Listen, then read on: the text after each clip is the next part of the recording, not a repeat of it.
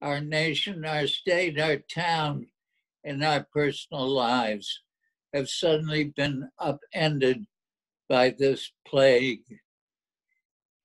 At times like these, we have the need and the responsibility to focus and to rethink our priorities and our priorities at all levels.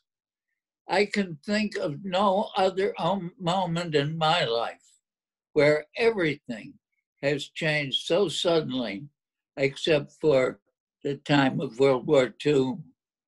Hopefully and longingly, we sang, and listen, I'm not going to sing it, so it's okay.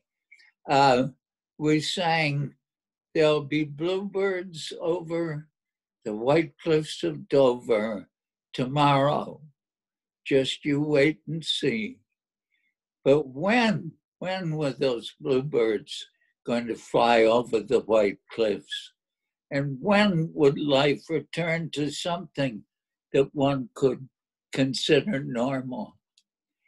One of the characteristics of a list of priorities, both personal and for the wider environment in which we live, is that we all have them. We couldn't get through our lives without some kind of criteria for the choices that we make.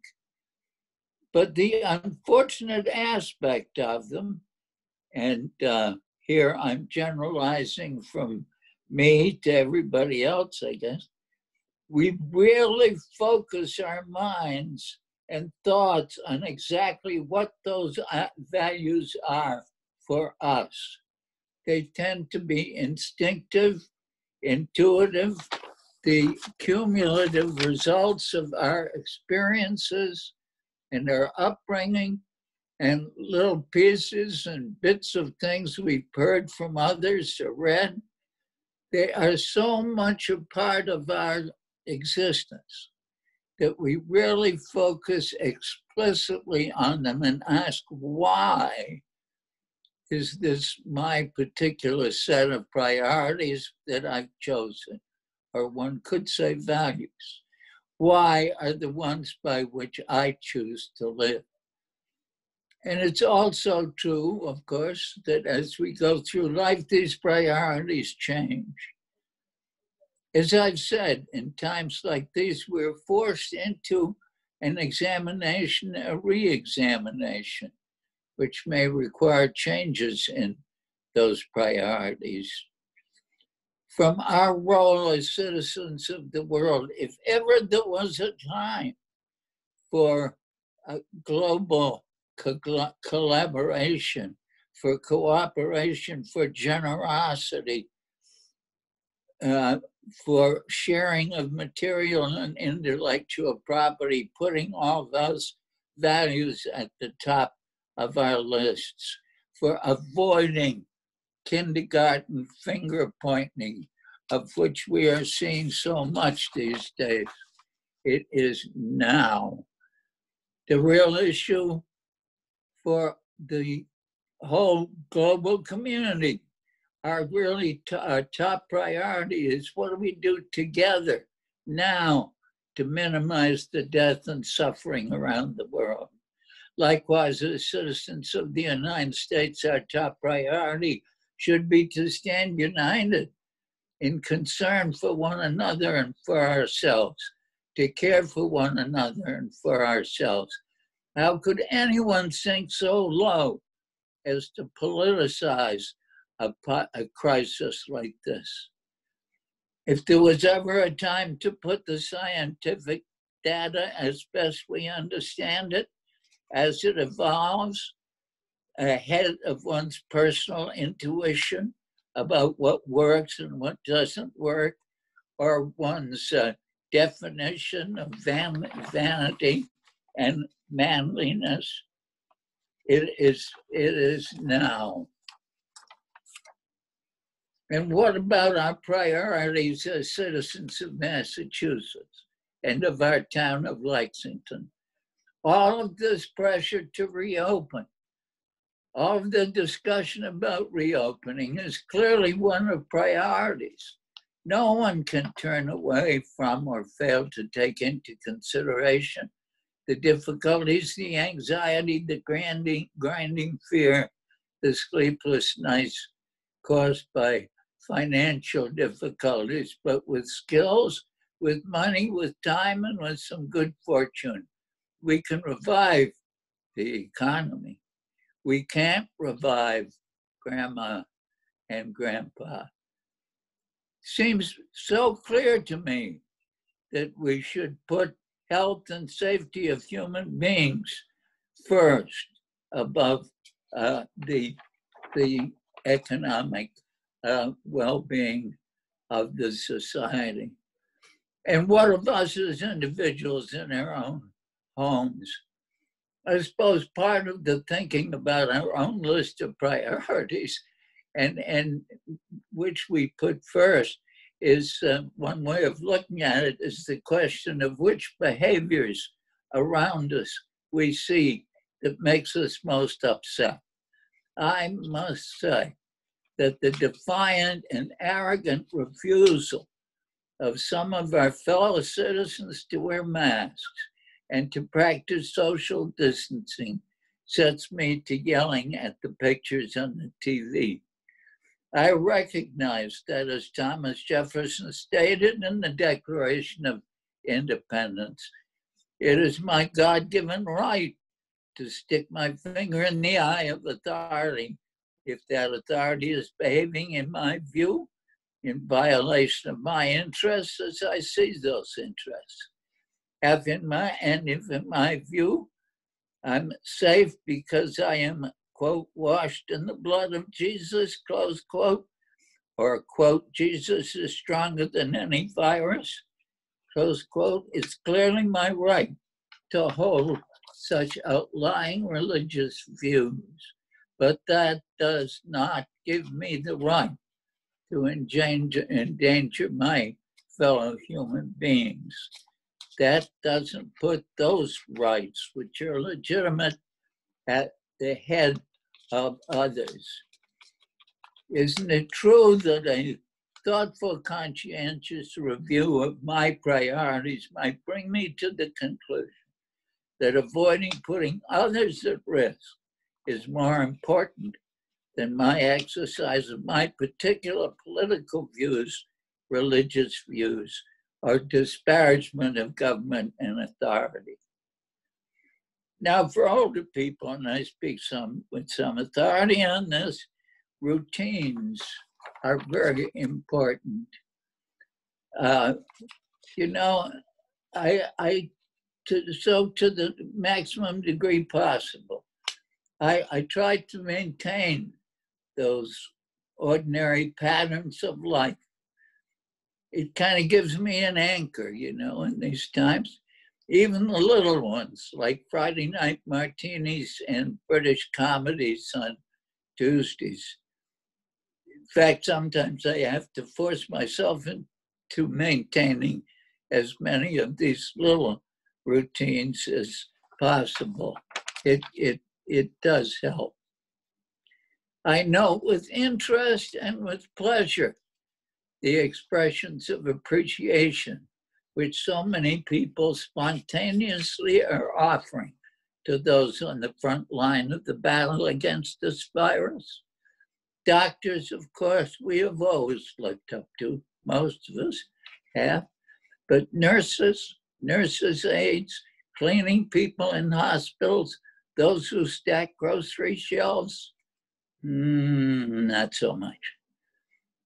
I learned the definition of a real professional from in the early days of the Kennedy Library from our cleaner, Andrew Napolitano, who in the evenings I was working late, he would come in and talk to me about the values of different kinds of floor waxes and of the advantages of this set of brushes as opposed to those set of brushes.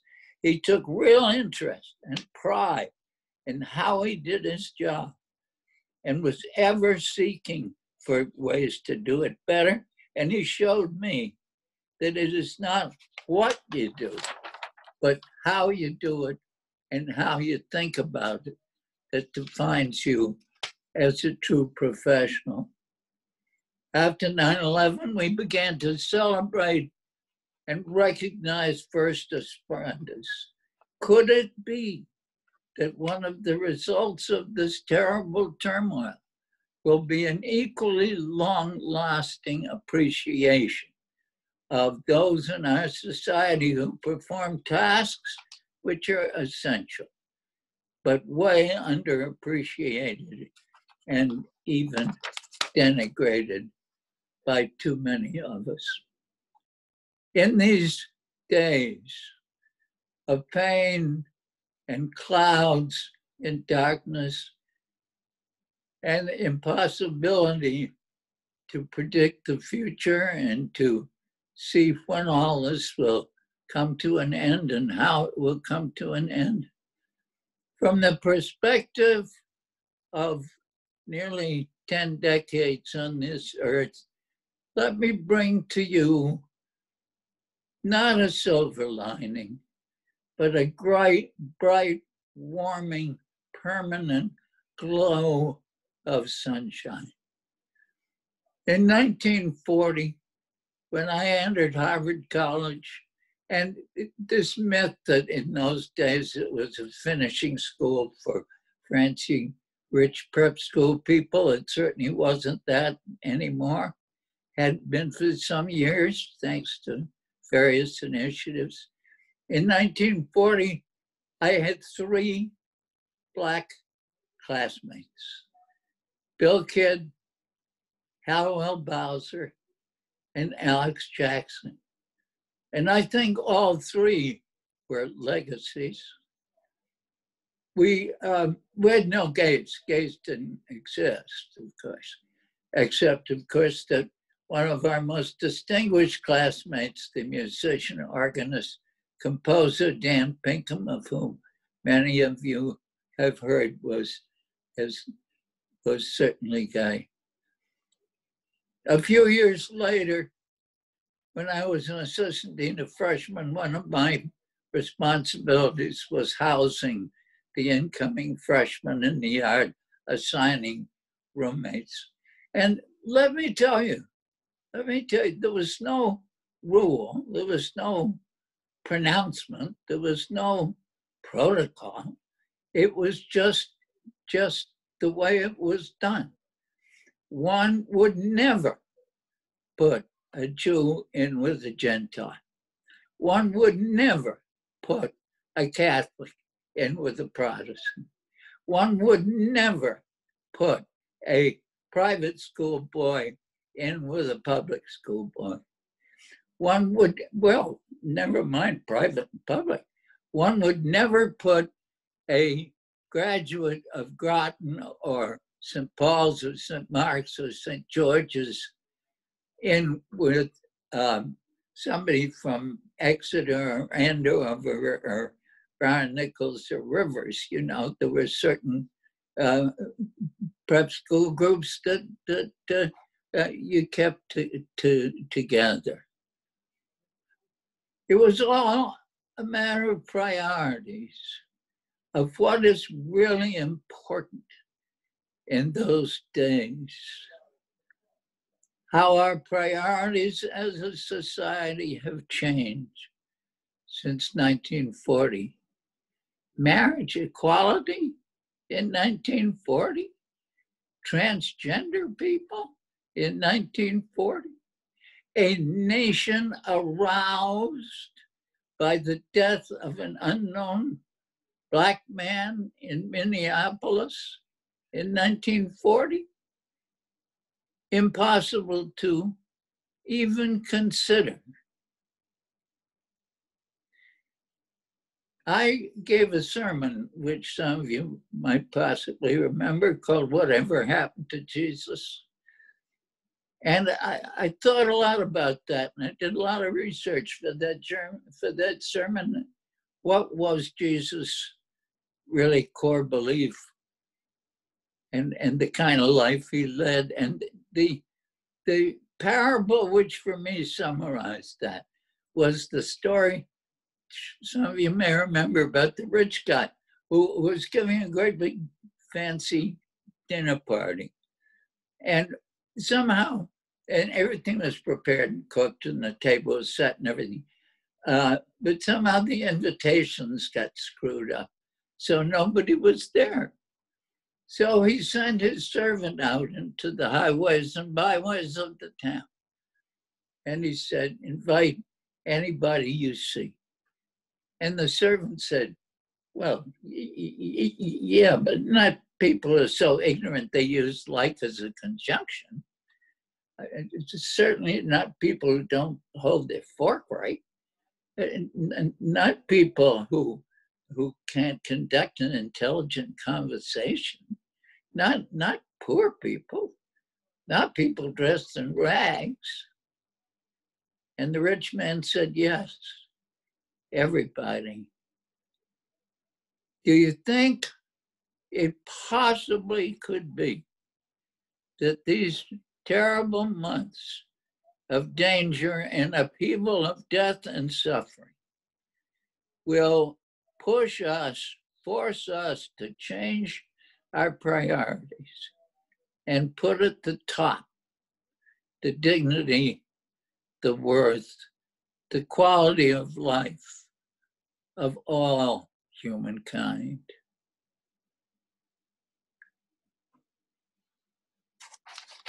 Dan, for your thoughts, and we now open the time for questions, comments. If you want to make a comment or have a question for Dan, please, on the participants list, you click on the participants, a list on your right will show, and at the bottom it will give you the option of raising your hand. So let's do that option.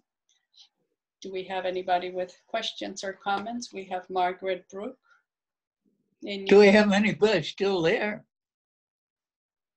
Can you unmute yourself, Margaret, please?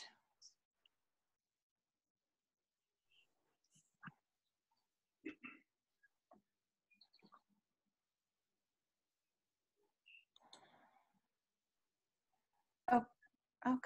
There you are. Oh, you muted yourself again. Unmute us also, because I would like to speak. Yeah, we're on mute. Okay, you are not.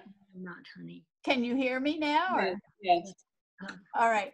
This is just so silly. I hesitate to You're bring up. unmuted.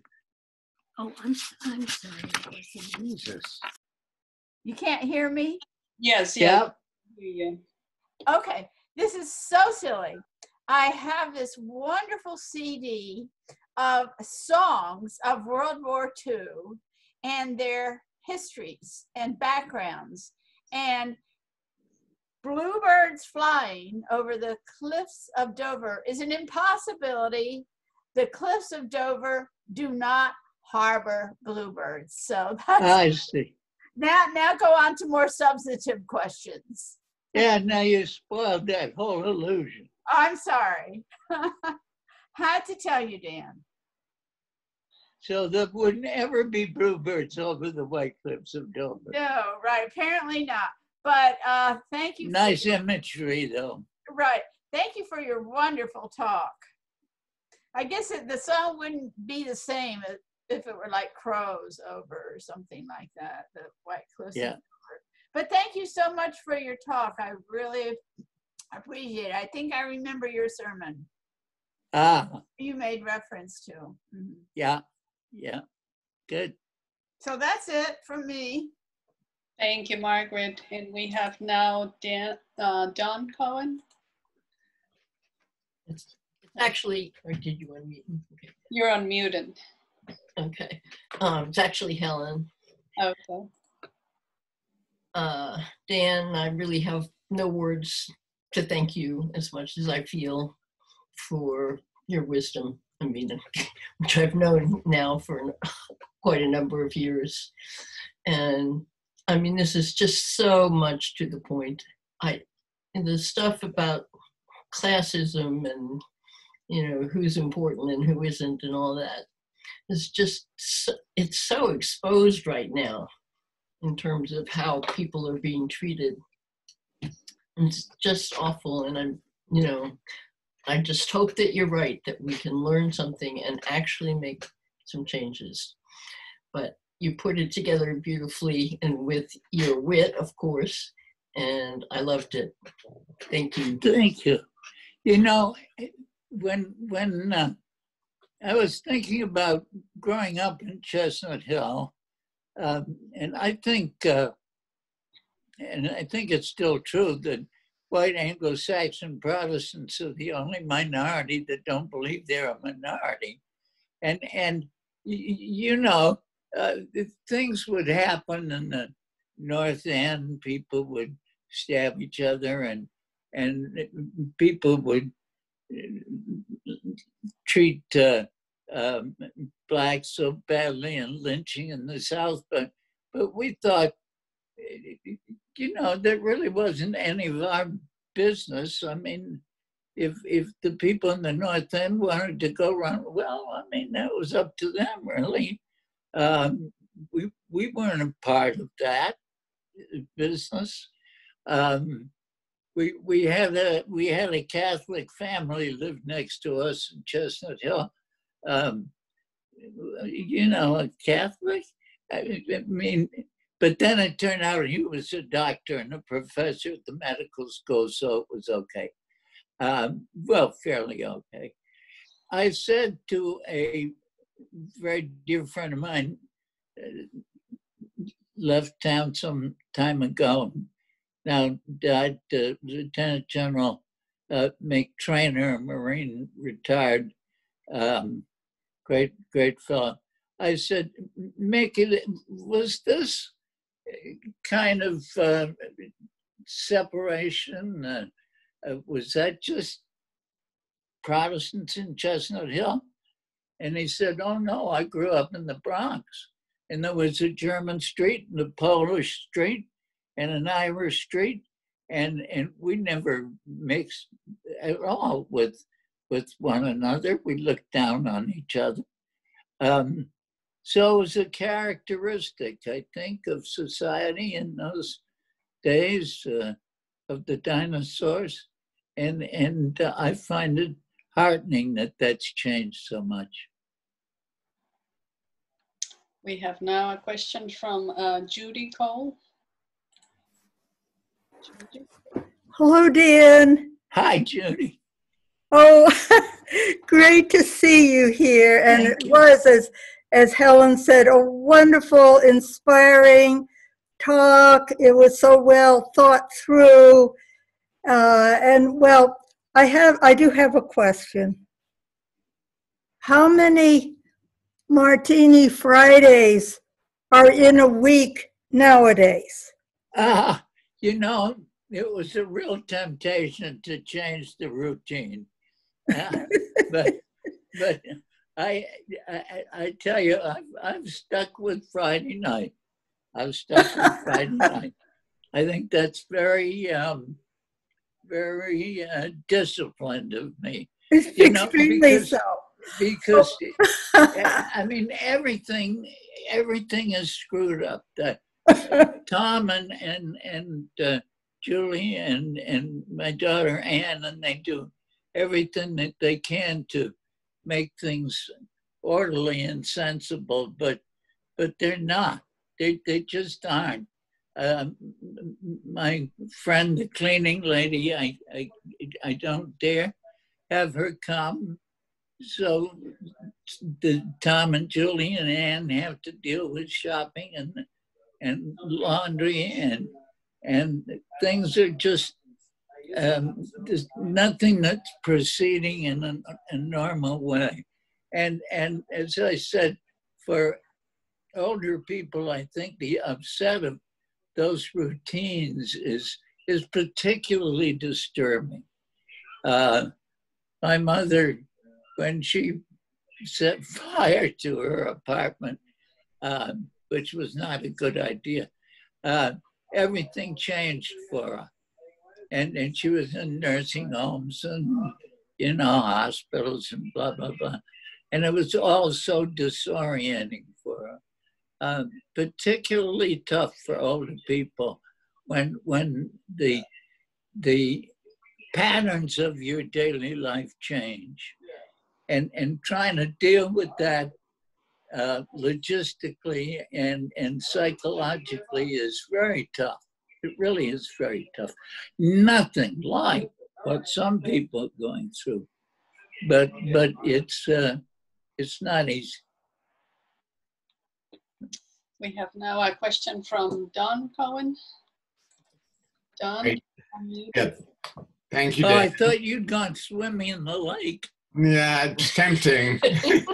Still a little chilly for that. So, Dan, you may not like computer technology and have some good reasons for it, but I'm very glad that it allowed us to hear you today and connect with each other. And without it, we would all be so much more isolated now. The other thing I want to say, I mean, I add my compliments to Helen about how wonderful your talk was.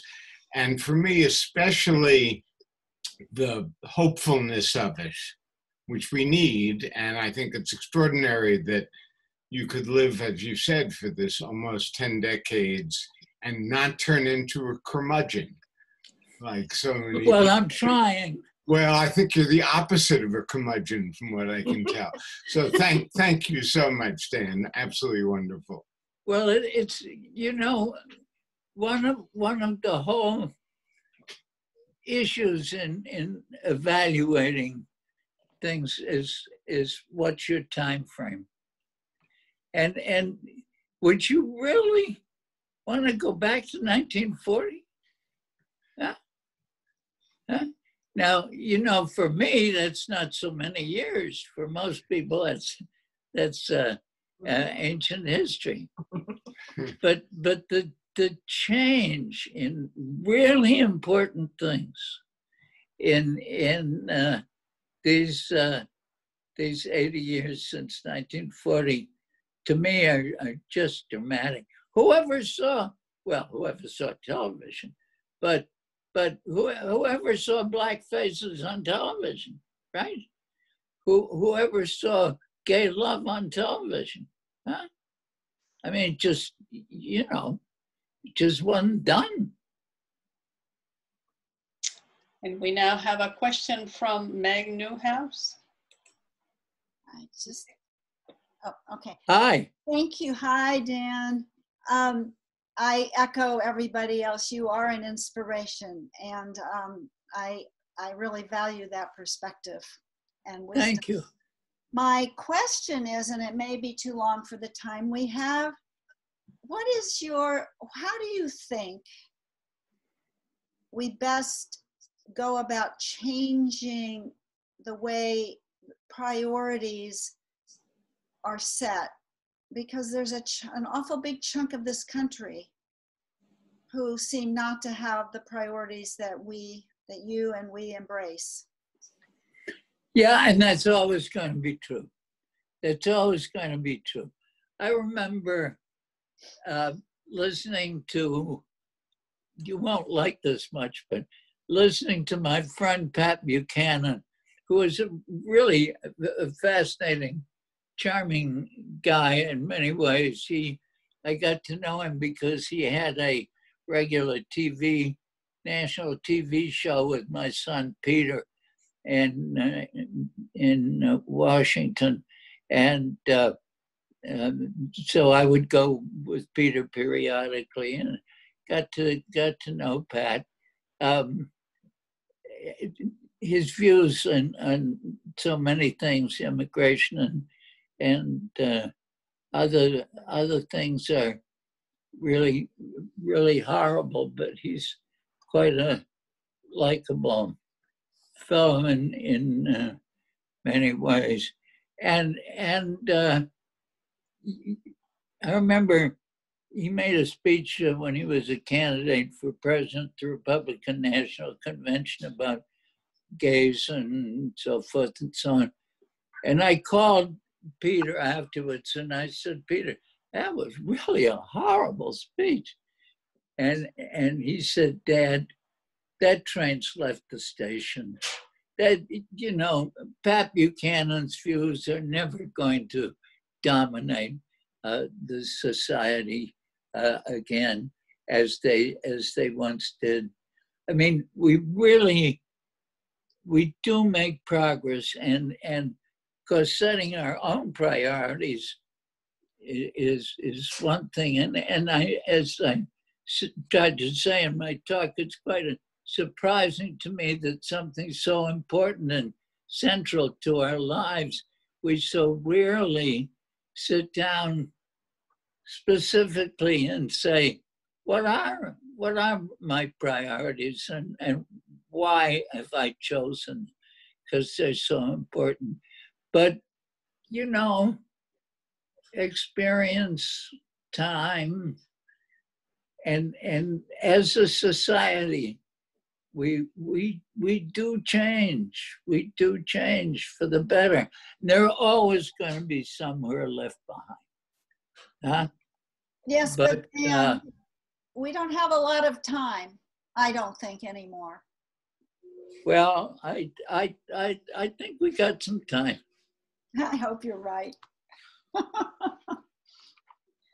have time for one last question from Ann Mason. Ann?